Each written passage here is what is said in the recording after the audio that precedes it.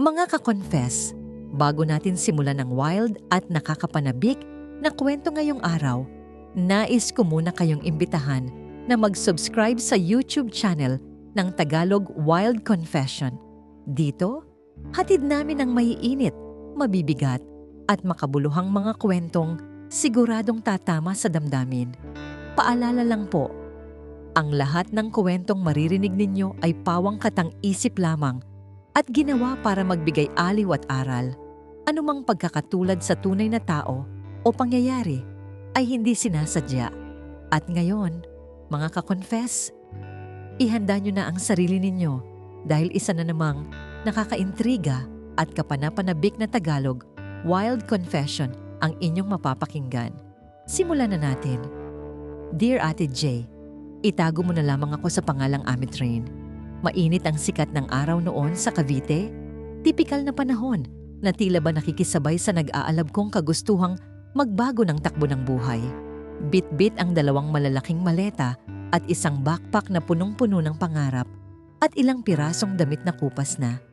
Bumaba ako sa isang bus stop sa Aguinaldo Highway. Bakit ako narito? Dahil pagod na ako sa Maynila. Pagod na ako sa ingay, sa polusyon at higit sa lahat, sa mga taong walang ibang ginawa kundi husgahan ng bawat pagkakamali ko. Ang Cavite para sa akin noon ay isang blank canvas, isang pagkakataon para maging ibang tao. Amitrin, focus ka lang. Trabaho muna bago landi. Bulong ko sa sarili ko habang hinihintay ko ang pinsan kong si Riza na susundo sa akin. Si Riza ang nag-alok sa akin na tumuloy muna sa inuupahan nilang apartment habang naghahanap ako ng sariling matitirhan. Malaki naman ang kwarto ko, Mitrin. At saka, madalang lang din ako doon dahil madalas akong night shift sa BPO. Sabi niya sa chat, sino ba naman ako para tumanggi? Libreng matutuluyan sa gitna ng krisis? Jackpot! Pagdating namin sa apartment, agad akong humiga sa kama.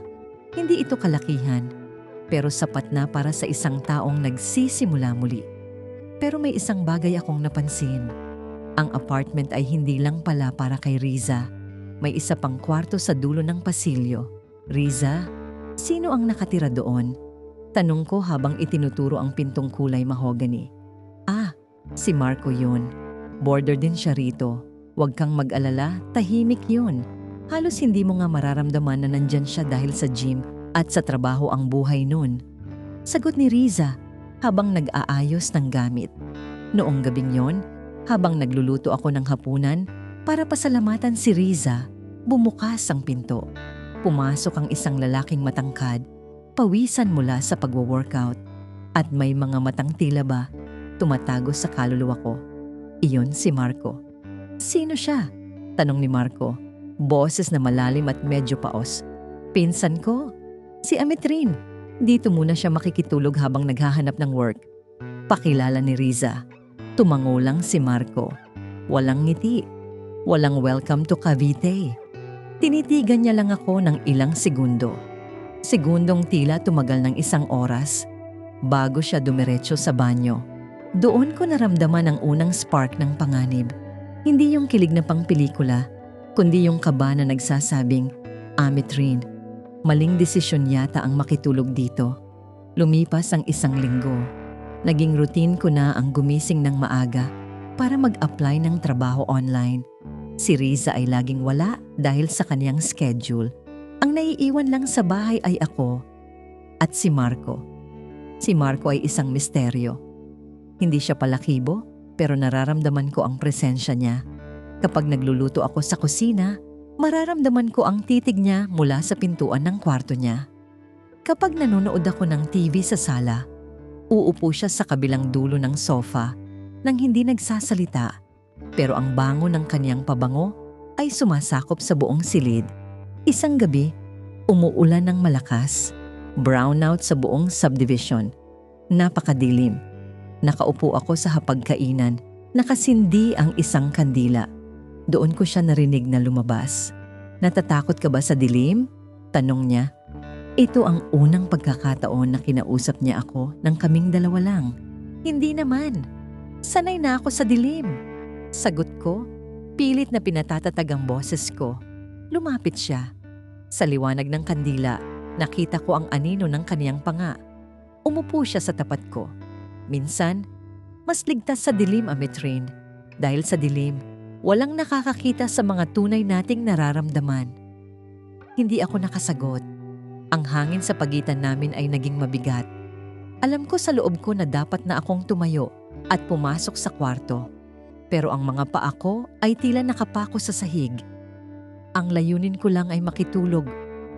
Pero bakit tila ang gising na gising ang buong pagkatao ko sa presensya niya?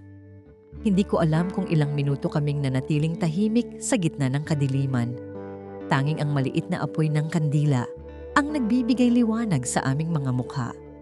Ang bawat paghinga ni Marco ay tila sumasabay sa pintig ng puso ko. Sa puntong yon, alam kong dapat na akong umiwas, pero may kung anong magnetismo ang humihila sa akin na manatili. Bakit ka nga pala nandito sa Cavite, Ametrine? Bigla niyang tanong. Ang boses niya ay mas malambot na ngayon. Wala na ang lamig na naramdaman ko noong unang araw. Gusto ko lang magsimula ulit. Masyadong magulo sa Maynila. Maikli kong sagot. Hindi ko sinabi sa kanya ang buong katotohanan na tumatakas ako sa isang relasyong sumira sa tiwala ko sa sarili. Naramdaman ko ang pag-usog ng kanyang upuan. Mas lumapit siya. Minsan, kahit saan ka magpunta, bit-bit mo pa rin ang gulo kung hindi mo ito haharapin. Inabot niya ang kamay ko na nakapatong sa mesa. Ang init ng kanyang palad ay tila kuryenteng gumapang sa buong katawan ko. Dapat kong bawiin ang kamay ko, iyon ang tama. Pero sa halip na lumayo, hinayaan ko siyang hawakan ako. Sa sandaling iyon, ang pakiramdam ng pag-iisa ay panandali ang naglaho. Nakikitulog lang ako rito, Marco. Hindi ako pwedeng gumawa ng gulo rito. Bulong ko. Pero ang sarili kong boses ay tila nagtatraidor sa akin. Parang hindi iyon babala, kundi isang paanyaya. Hinila niya ng bahagya ang kamay ko, sapat para mapilitan akong tumingin ng diretso sa kanyang mga mata. Minsan, ang pinakamagandang gulo ay yung hindi mo inaasahan. Biglang bumukas ang pinto ng apartment at bumalik ang kuryente. Ang liwanag ay tila isang malakas na sampal sa amin. Agad kong binawi ang kamay ko at tumayo. Halos mabuwal pa ang upuan ko sa pagmamadali. Pumasok si Riza na basang-basa ng ulan, pagod na pagod mula sa shift niya. Hala, ba't gising pa kayong dalawa? At may kandila pa? Akala ko ba bumalik na ang kuryente? Tanong ni Riza habang nagtatanggal ng sapatos. Kabalik lang. Kakasindi ko lang nito kanina nung madilim pa. Palusot ko habang mabilis na hinihipan ng kandila para itago ang pamumula ng aking pisngi. Tumingin si Riza kay Marco na relax lang na nakaupo. Tila walang nangyari. Marco, hindi ka pa ba matutulog? May pasok ka pa bukas sa gym, di ba? Matutulog na rin, Riz. Nagpapahangin lang. Sagot ni Marco bago tumayo. Bago siya pumasok sa kwarto niya, binigyan niya ako ng isang huling sulyap. Isang sulyap na alam kong may ibig sabihin.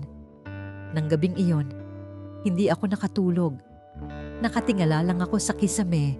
Iniisip ang init ng kamay niya. Alam kong mali. Pinsan ko si Riza.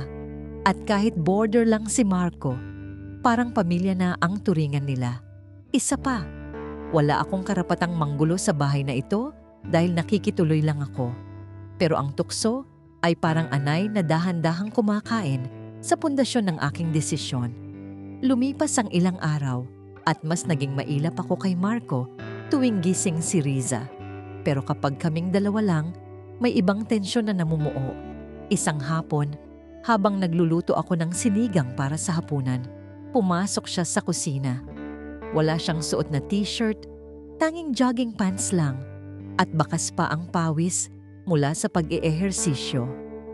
Hindi ko siya tiningnan, nakatutok lang ako sa hinihiwang kangkong. Pero tumayo siya sa likuran ko. Ramdam ko ang init na nanggagaling sa katawan niya. Ang bango ng niluluto mo, sabi niya, malapit sa tenga ko. Ang hininga niya ay dumaan sa leeg ko, dahilan para kilabutan ako.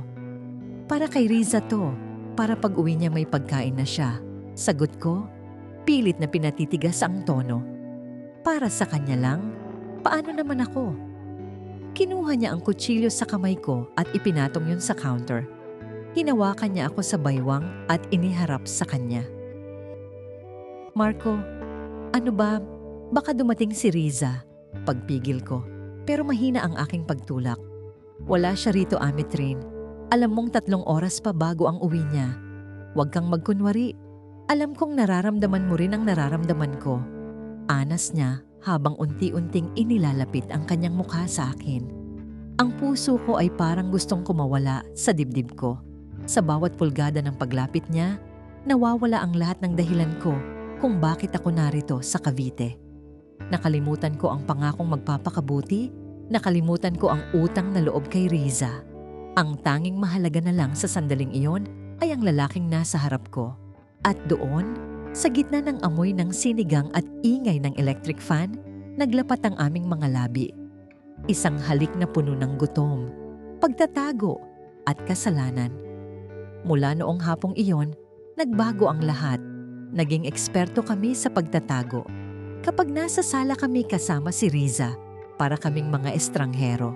Pero sa bawat pagkakataong malingat si Riza, kapag nasa banyo siya o kapag kumuha lang ng tubig, may mga mabilis na haplos, nakaw na halik at mga bulong na puno ng pagnanasa. Naging parang adiksyon ito. Ang panganib na mahuli ay lalong nagpapasarap sa aming ginagawa.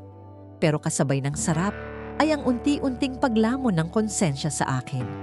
Tuwing titingin ako kay Riza, na walang sawang tumutulong sa akin para makahanap ng trabaho, nakakaramdam ako ng matinding hiya. Metrin, okay ka lang ba? Parang ang lalim lagi ng iniisip mo. Tanong ni Riza isang gabi habang kumakain kami. Ah, oo. Iniisip ko lang yung inaplayan ko sa EPZA. Sana tawagan na ako. Pagsisinungaling ko. Napansin kong sumulyap si Marco sa akin habang sumusubo. May nakakalokong ngiti sa kanyang mga labi na siya lang at ako ang nakakaalam ng kahulugan. Para siyang nanunukso. Tila ba sinasabi niyang, kaya mo bang itago ito habang buhay? Isang gabi, nang makaalis na si Riza para sa kanyang graveyard shift, hindi na ako nakapaghintay. Kumatok ako sa pinto ni Marco. Nang bumukas ito, hindi na kami nag-usap. Hinila niya ako sa loob at isinara ang pinto ng malakas. Sa loob ng kwartong yon, nawala ang lahat ng limitasyon. Ang bawat haplos niya ay tila nagbubura sa lahat ng sakit na dinanas ko sa Maynila. Pero sa kabilang banda, alam ko na ang bawat sandaling kasama ko, siya ay lalong nagbabaon sa akin sa isang hukay na baka hindi ko na kayang muling lundagan palabas. Amitrin, bulong niya sa gitna ng aming paglalakbay. Dito ka lang. Huwag ka nang alis.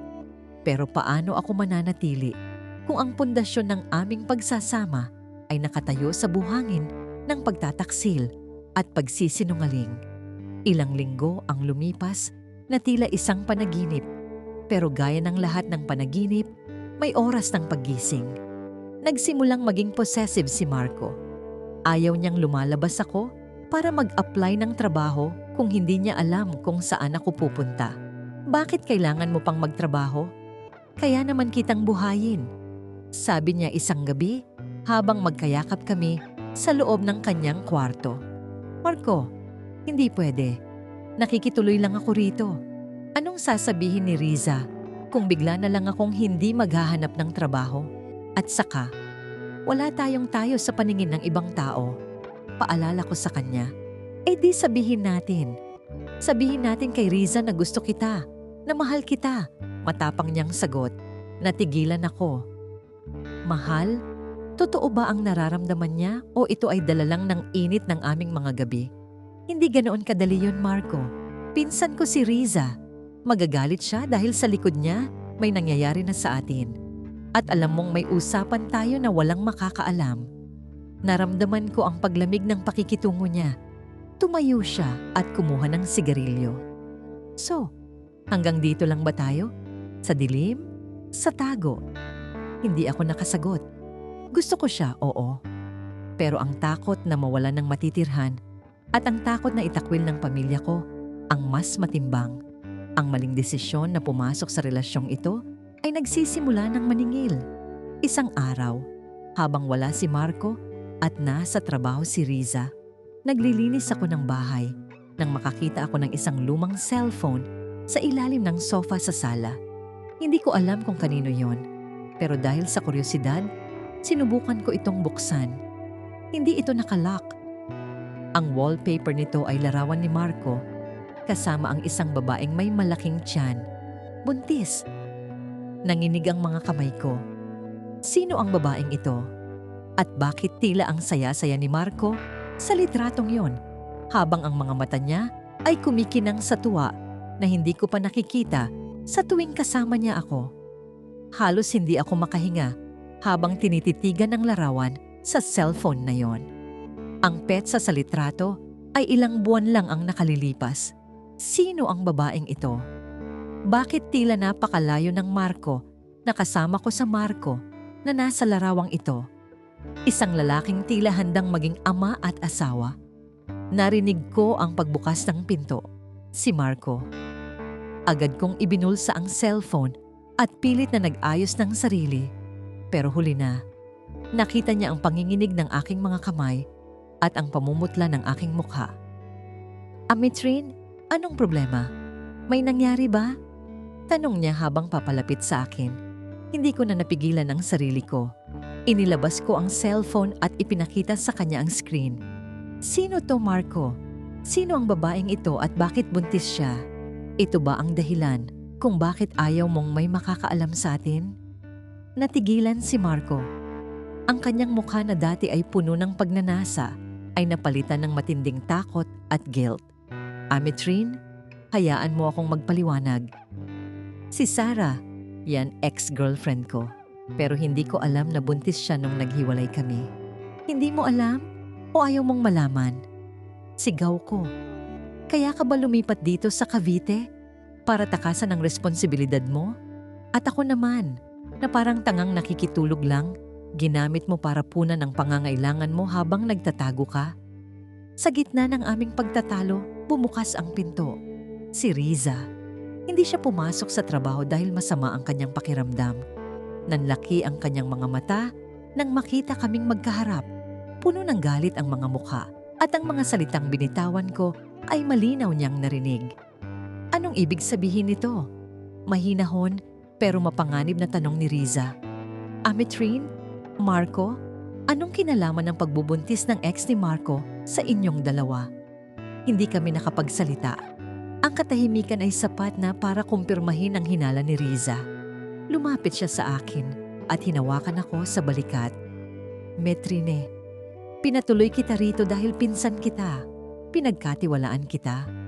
Marco, kaibigan ang turing ko sa'yo. Ganito ba ang igaganti niyo sa akin? Sa loob pa ng bahay ko?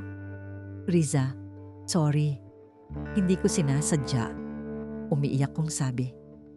Pero alam kong walang halaga ang sorry sa puntong ito. Nasira ko ang tiwala ng tanging taong tumulong sa akin noong wala akong matakbuhan. Umalis na kayo, sabi ni Riza. Ang kanyang boses ay nanginginig sa galit at lungkot. Amitrin, pack your bags. Marco, bigyan kita ng isang oras para ilabas ang lahat ng gamit mo rito. Ayaw ko na kayong makita. Wala akong nagawa kundi sumunod. Habang nag-eempake ako ng aking mga gamit, nararamdaman ko ang bigat ng bawat damit na isinisilid ko sa maleta. Ang Cavite na akala ko ay magiging bagong simula ko ay naging lugar ng aking pinakamalaking pagkakamali. Paglabas ko ng apartment, nakita ko si Marco na nakatayo sa labas. Bit-bit din ang kanyang mga gamit. Tumingin siya sa akin. Tila hihingi ng tawad o hihiling na sumama ako sa kanya. Pero sa pagkakataong ito, naging malinaw na ang lahat. Ang lahat ng nangyari sa amin ay bunga ng init ng katawan at pagtakas sa realidad. Walang pag-ibig sa pagitan namin. Tanging dalawang taong naghahanap ng panandali ang lunas sa kani-kanilang mga sugat. Huwag mo na akong susundan, Marco. Sabi ko bago ako tumalikod at naglakad palayo sa subdivision. Wala akong matuluyan. Mag-isa ako sa gitna ng dilim sa Cavite. Bit-bit ang aking mga maleta. Pero sa bawat hakbang ko palayo, nararamdaman ko ang unti-unting paggaan ng aking kalooban. Ang sakit at hiya ay magsisilbing aral na hindi na dapat maulit pa. Ang nakikitulog lang ay dapat nanatiling ganoon. Isang pansamantalang pananatili na may respeto sa nagmamay-ari ng tahanan. Natuto ako sa masakit na paraan na ang pagtakas sa nakaraan ay hindi kailanman magbubunga ng magandang kinabukasan kung ang pundasyon mo ay kasinungalingan. Mga ka-confess, at diyan na nagtatapos ang ating kwento sa araw na ito. Yan ang kwento ni Ametrin, isang paalala na ang bawat desisyon natin, maliit man o malaki, ay may katumbas na pananagutan. Minsan, ang inaakala nating pahinga ay siya palang sisira sa ating kapayapaan. Maraming salamat sa inyong walang sawang pakikinig at pagsuporta sa ating channel. Sana ay may napulot kayong aral sa kwentong ito na maaari ninyong baunin sa inyong pang-araw-araw na buhay. Hanggang sa susunod nating kwentong Tagalog Wild Confession, laging tandaan, ang katotohanan ay laging lalabas, gaano man ito kailalim itago sa dilim. Muli, huwag niyo pong kalimutang mag-subscribe dito sa ating YouTube channel ng Tagalog Wild Confession at i-click ang notification bell para lagi kayong updated sa ating mga bagong uploads. I-follow niyo na rin ang aming Facebook page na Tagalog Wild Confession para sa mas marami pang updates at pakikipag-ugnayan sa ating community. Maraming salamat mga ka-confess. God bless at hanggang sa muli.